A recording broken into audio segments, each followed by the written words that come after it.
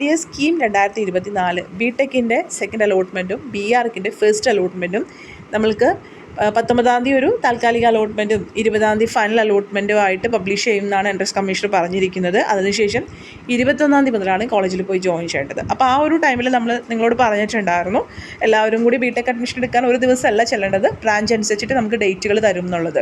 BArcൻ്റെ പ്രശ്നമില്ല, നിങ്ങൾക്ക് ഏത് ഡേറ്റിൽ വേണമെങ്കിലും ചെല്ലാവുന്നതാണ്. 21 മുതൽ 27 വരെയുള്ള ഏത് ഡേറ്റിലും നിങ്ങൾക്ക് ചെല്ലാവുന്നതാണ്. പക്ഷേ ബിടെക്കിന് ഓരോ ബ്രാഞ്ച് അനുസരിച്ചിട്ടും ഓരോ ഡേറ്റ് ഉണ്ട്. അപ്പോൾ നമുക്ക് ആ ഒരു ഡേറ്റൊക്കെ നോക്കാം.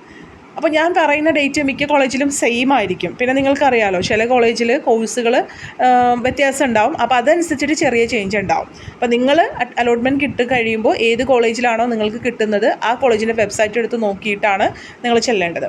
അപ്പോൾ ഞാനിപ്പോൾ ആദ്യം പറയുന്നത് CETയുടെ വെബ്സൈറ്റാണ്. CETയുടെ നോട്ടിഫിക്കേഷൻ. പിന്നെ നിങ്ങളുടെ അടുത്തൊരു പറയാനുള്ളത്, നമ്മൾ ഈ എല്ലാ വെബ്സൈറ്റുകളും റെഗുലർലി അവർ അപ്ഡേറ്റ് ചെയ്യും, മനസ്സിലാവുന്നുണ്ടോ? അപ്പോൾ നിങ്ങൾ ഇപ്പോൾ പറഞ്ഞ കാര്യങ്ങൾ തന്നെയാണോ, അല്ലെങ്കിൽ നിങ്ങൾ ഇന്ന് വായിച്ച കാര്യങ്ങൾ തന്നെയാണോ നിങ്ങൾ അഡ്മിഷൻ എടുക്കാൻ ചെല്ലുന്നതിന് മുമ്പ് ഉള്ള സമയത്തും കിടക്കുന്നതെന്നുള്ളത് നോക്കുക. അറ്റ്ലീസ്റ്റ് 21-ാം തീയതി വരെയും നിങ്ങൾ വെബ്സൈറ്റ് നോക്കണം. എന്തെങ്കിലും പുതിയ അപ്ഡേറ്റ്, അല്ലെങ്കിൽ 20-ാം തീയതി രാത്രി വരെയെങ്കിലും, മിഡ് നൈറ്റിലൊക്കെ പറയാൻ പറ്റില്ല. അപ്പോൾ 20-ാം തീയതി വരെ നിങ്ങൾ എന്തായാലും വെബ്സൈറ്റുകൾ റെഗുലറായിട്ട് ചെക്ക് ചെയ്യണം. കാരണം അവരെപ്പോഴും അപ്ഡേറ്റ് ചെയ്തുകൊണ്ടിരിക്കും എന്നുള്ളത് ഓർക്കുക കേട്ടോ. അപ്പോൾ നമുക്ക് CETയിൽ 21-ാം തീയതിയാണ് കമ്പ്യൂട്ടർ സയൻസ് ആൻഡ് എഞ്ചിനീയറിംഗ് പറഞ്ഞേക്കുന്നത് രാവിലെ. അപ്പോൾ ഒരു കാര്യം പറയുവാണ്, രാവിലെ എന്ന് പറയുമ്പോൾ 8:30 മുതൽ 1 മണി വരെയുള്ള സമയത്തും, ഉച്ചയ്ക്ക് എന്ന് പറയുമ്പോൾ 1 മണി മുതൽ 4 മണി വരെയുള്ള ടൈമിലുമാണ് നമ്മൾക്ക് അഡ്മിഷൻ എടുക്കാൻ ചെല്ലേണ്ടത്. അപ്പോൾ 8:30 കമ്പ്യൂട്ടർ സയൻസ് ആൻഡ് എഞ്ചിനീയറിംഗ് ആണ് 21-ാം തീയതി. ഉച്ചയ്ക്ക് നമുക്ക് ഇലക്ട്രിക്കൽ ആൻഡ് കമ്പ്യൂട്ടർ എഞ്ചിനീയറിംഗ് ആണ് പറഞ്ഞേക്കുന്നത്. ഇനി 22-ാം തീയതി ഇലക്ട്രോണിക്സ് ആൻഡ് കമ്മ്യൂണിക്കേഷൻ എഞ്ചിനീയറിംഗ് രാവിലെയും ഉച്ചയ്ക്ക് ഇൻഡസ്ട്രിയൽ എഞ്ചിനീയറിംഗുമാണ് പറഞ്ഞേക്കുന്നത്. 23-ാം തീയതി ഇലക്ട്രിക്കൽ ആൻഡ് ഇലക്ട്രോണിക്സ് എഞ്ചിനീയറിംഗും അപ്ലൈഡ് ഇലക്ട്രോണിക്സ് ആൻഡ് ഇൻസ്ട്രുമെൻറ്റേഷനുമാണ്. 24-ാം തീയതി മെക്കാനിക്കൽ എഞ്ചിനീയറിംഗ് ആണ് രാവിലെ.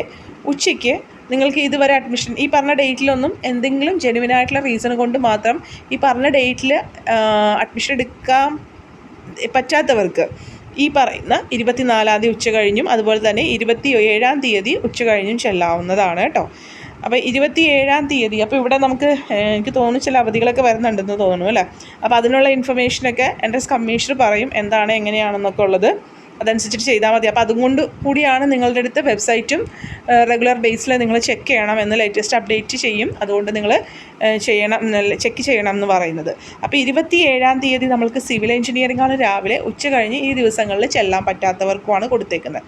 അപ്പോൾ ഒന്നുകൂടി പറയുവാണ്, നിങ്ങൾക്ക് ജെനുവിൻ ആയിട്ടുള്ള റീസൺ ആണെങ്കിൽ മാത്രം ഈ ഡേറ്റിലല്ലാത്ത ദിവസങ്ങളിൽ ചെല്ലാം, അല്ലെങ്കിൽ നിങ്ങൾ കറക്റ്റ് ഡേറ്റിൽ തന്നെ ചെല്ലാനായിട്ട് ശ്രമിക്കുക കേട്ടോ. ഇനിയിപ്പോൾ ലാസ്റ്റ് പോയിന്ന് വെച്ചിട്ട് പ്രശ്നമൊന്നുമില്ല. പക്ഷേ അവിടെ ഓർക്കേണ്ട ഒരു കാര്യമുണ്ട്, 27-ാം തീയതി അവർ 3 മണി വരെ ടൈം പറഞ്ഞിട്ടുള്ളൂ. ഏത് കോളേജുകളും അങ്ങനെയായിരിക്കും. മേ ബി 3 മണി വരെ സമയം പറഞ്ഞിട്ടുണ്ടാവുള്ളൂ. ആ ഒരു ടൈമിന് മുമ്പ് ചെല്ലാം. കാരണം അത് കഴിഞ്ഞിട്ട് അവർക്ക് അവരുടെ ഡേറ്റാസൊക്കെ എൻട്രൻസ് കമ്മീഷണറുടെ വെബ്സൈറ്റിൽ അവർക്ക് അത് അപ്ലോഡ് ചെയ്യാനുള്ളതും അതിനോടനുബന്ധിച്ചിട്ടുള്ള കാര്യങ്ങളൊക്കെ ചെയ്യാനുള്ളതുമാണ്. സോ നിങ്ങൾ ഈ ലാസ്റ്റ് ദിവസം 4:30, അതിന് മുമ്പുള്ള ദിവസങ്ങളിലൊക്കെ 4 മണി വരെ എന്ന് അവർ പറയുന്നുണ്ട്. പക്ഷേ ലാസ്റ്റ് ദിവസം 3 മണി വരെ എന്നുള്ളതാണ് പറയുന്നത്. സോ ആ ഒരു ടൈമിൽ തന്നെ ചെല്ലാനായിട്ട് ശ്രദ്ധിക്കുക കേട്ടോ. ആർക്കിടെക്ചറിൻ്റെ 21 മുതൽ 24 വരെയുള്ള 24 വരെയാണ്, 27 വരെ ആർക്കിടെക്ചറിന് ഇല്ല എന്നുള്ള കാര്യം ഓർക്കുക. CET പറയുന്നത് 21 9 AM മുതൽ 24-ാം തീയതി 3 PM വരെയാണ് പറഞ്ഞേക്കുന്നത് കേട്ടോ ആർക്കിടെക്ചറിൻ്റെ അഡ്മിഷൻ. ഇനി ഇവർ കുറച്ച് കാര്യങ്ങളോട് പറയുന്നുണ്ട്. More details will be publish tomorrow. Website നിങ്ങൾ നോക്കുക. കൂടുതൽ ഫീസും കാര്യങ്ങളൊക്കെ നാളെ പബ്ലിഷ് ചെയ്യും എന്നുള്ളതാണ്. അതുപോലെ തന്നെ ഇവിടെ അലോട്ട്മെൻറ്റ് കിട്ടും എന്ന് ഉറപ്പുള്ളവർ, അല്ലെങ്കിൽ അലോട്ട്മെൻറ്റ് കിട്ടിയിട്ട് മതി ഈ വാട്സപ്പ് ഗ്രൂപ്പിൽ ജോയിൻ ചെയ്തിട്ടുണ്ടെങ്കിൽ നിങ്ങൾക്ക് എല്ലാ അപ്ഡേറ്റുകളും കറക്റ്റായിട്ട് കിട്ടുന്നതായിരിക്കും കേട്ടോ. അപ്പോൾ അഫിഡവിറ്റും കാര്യങ്ങളും ഒക്കെ ഇപ്പോൾ നമ്മൾ ബിടെക്കിൻ്റെ ലെറ്റിൻ്റെ അഡ്മിഷൻ ഉണ്ടായപ്പോൾ തൃശ്ശൂരൊക്കെ പറഞ്ഞിട്ടുണ്ടായിരുന്നു, അതായത് തൃശ്ശൂരിൻ്റെ വെബ്സൈറ്റിലൊക്കെ കണ്ടായിരുന്നു. നിങ്ങളുടെ അഫിഡവിറ്റും കാര്യങ്ങളും പ്രിൻ്റ് എടുക്കാനും അതുപോലെ തന്നെ ഡേറ്റ എൻട്രിയൊക്കെ നിങ്ങൾക്ക് അവിടെ ഓഫീസിൽ ഹെൽപ്പ് ചെയ്യും.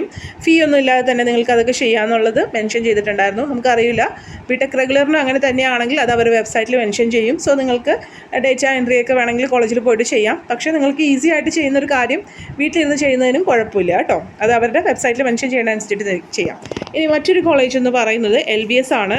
അപ്പോൾ LBS പൂജപ്പുരയുടെ കാര്യം പറയുമോ എന്ന് ചോദിച്ചിട്ടൊരു ക്വസ്റ്റ്യൻ കണ്ടായിരുന്നു. സോ നമുക്ക് LBSൻ്റെ വെബ്സൈറ്റും കൂടി നോക്കാം.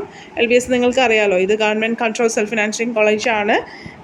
നമ്മുടെ Lal Bahadur Shastri centre for education and ടെക്നോളജിയുടെ അണ്ടറിൽ വരുന്നത്. സോ ഇവിടുത്തെ നോട്ടിഫിക്കേഷനും അവർ പബ്ലിഷ് ചെയ്തിട്ടുണ്ട്. നമുക്ക് അതൊന്ന് നോക്കാം കേട്ടോ. അപ്പോൾ നിങ്ങൾ ഈ വെബ്സൈറ്റ് തുറക്കുമ്പോൾ തന്നെ നിങ്ങൾക്ക് കാണാൻ പറ്റും അവരൊരു നോട്ടിഫിക്കേഷൻ റണ്ണിങ്ങിൽ ഇങ്ങനെ പോകുന്നുണ്ട്. Contact college office for B Tech admission NRI എന്നുള്ളതാണ്. അത് കൂടാതെ മറ്റൊരു നോട്ടിഫിക്കേഷനും കൂടി ഇത് പറയുന്നുണ്ട്. This website web page is updated regularly, so please visit regularly for latest information എന്നുള്ളതാണ്. അപ്പോൾ അത് എല്ലാ വെബ്സൈറ്റുകളുടെ കാര്യം ഈ കോളേജ് അത് എടുത്ത് പറയുന്നു.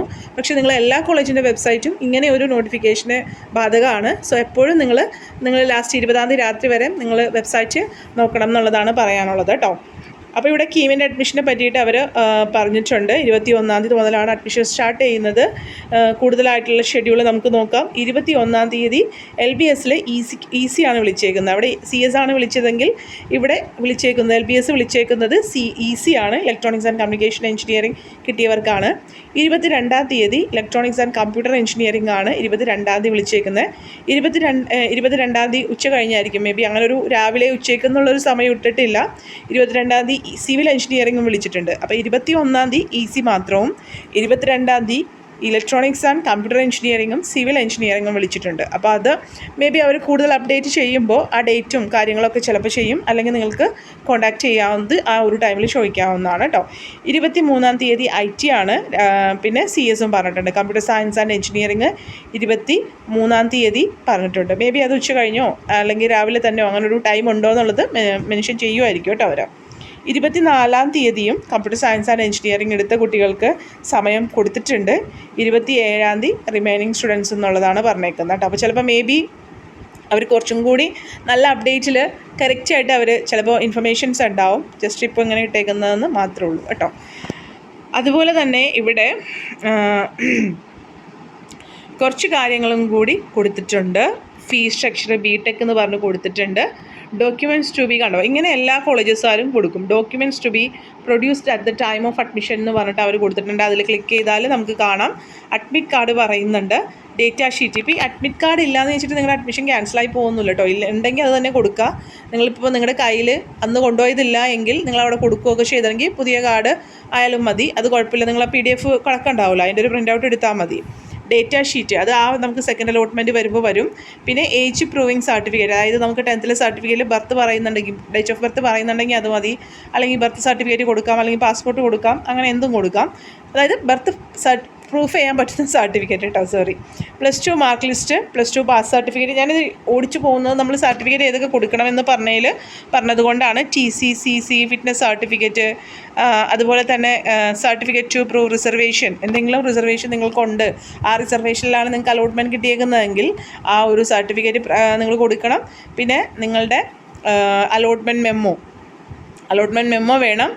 പിന്നെ ഓക്കെ, അത് ഓൾറെഡി നമ്മൾ പറഞ്ഞതാണ്. അപ്പോൾ ഇതിൻ്റെ എല്ലാം തന്നെ കോപ്പീസും വേണം കേട്ടോ. പിന്നെ 2 ഫോട്ടോയും കൂടി നിങ്ങൾ കരുതിക്കോ. അതിവിടെ മെൻഷൻ ചെയ്തിട്ടില്ല, പക്ഷേ ഫോട്ടോ കരുതാം കേട്ടോ.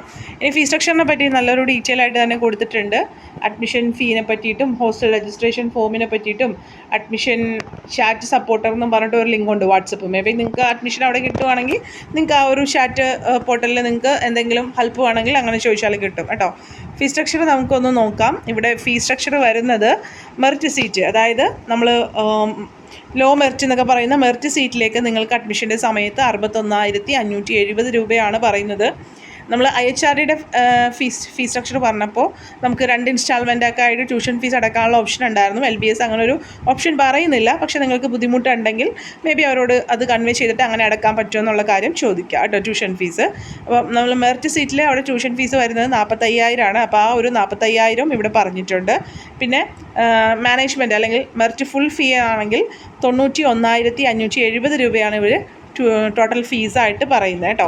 ഇത് കൂടാതെ ഇവിടെ നമുക്ക് കുറച്ച് ഫീസും കൂടി വരുന്നുണ്ട്. PTA fund, cooperative society, institutional development fund, department association fund, college union എന്നൊക്കെ പറഞ്ഞിട്ട് കുറച്ച് എമൗണ്ടും കൂടി വരുന്നുണ്ട്. ഒരു 10K അടുത്ത് വരുന്നുണ്ട്. മേ ബി ചിലപ്പോൾ നിങ്ങൾക്ക് ഹയർ ഓപ്ഷൻ ഉണ്ടെങ്കിൽ ചിലപ്പോൾ ഇത് അവർ വാങ്ങിയില്ല എന്ന് വരും. കാരണം അത് നിങ്ങൾക്ക് പിന്നെ തിരിച്ചു തരണമല്ലോ. സോ അത് നിങ്ങളത് ഉറപ്പാക്കുക കേട്ടോ. കോൺടാക്ട് ചെയ്തിട്ട് ആ ഒരു എമൗണ്ടും കൂടി നിങ്ങൾക്ക് വേണമെന്നുള്ളത് അല്ലെങ്കിൽ അടയ്ക്കേണ്ടത് ഉണ്ടോ എന്നുള്ളത് ഉറപ്പാക്കുക. പിന്നെ ഫീ റിട്ടേൺ കിട്ടുമ്പോൾ ഈ 1000 രൂപ അഡ്മിഷൻ ഫീസായിട്ടുള്ള 1000 രൂപ പിടിച്ചിട്ടായിരിക്കും നിങ്ങൾ തേർഡ് അലോട്ട്മെൻറ്റിന് വേറൊരു കോളേജിലേക്ക് കിട്ടിയിട്ടുണ്ടെങ്കിൽ വന്ന് ഫീസ് തിരിച്ച് വാങ്ങുമ്പോൾ കിട്ടുക കേട്ടോ. അത് ഏത് കോളേജിലും അങ്ങനെയാണ്. ഞാൻ മറ്റേ വീഡിയോ ചെയ്തപ്പോൾ പറഞ്ഞല്ലോ, ഏത് കോളേജിലും നിങ്ങൾ അഡ്മിഷൻ ഫീസ് പിടിച്ചിട്ട് ബാക്കി എമൗണ്ട് ആയിരിക്കും നിങ്ങൾക്ക് ഫീ റിട്ടേൺ തരുമ്പോൾ തരിക കേട്ടോ. അപ്പോൾ ഇത്രയൊക്കെയാണ് ഇതിൽ പറഞ്ഞേക്കുന്നത് അല്ലേ. ഇനി വേറെ കൂടുതൽ കാര്യങ്ങളൊന്നുമില്ല.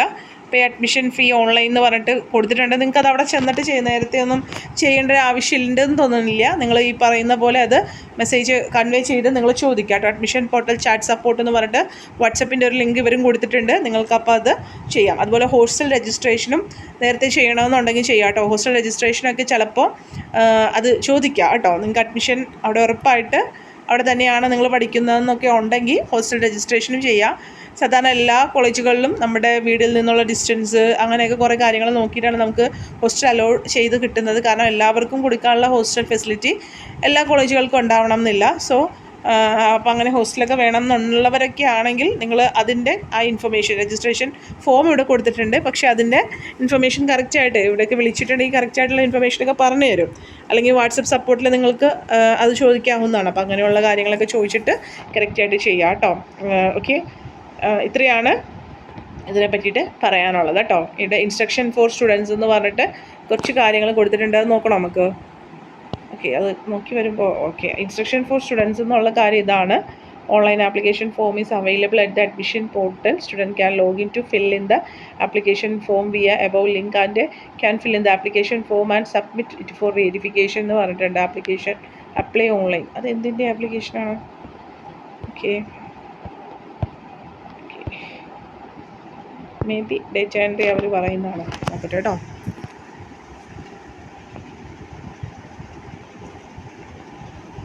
ഓക്കെ,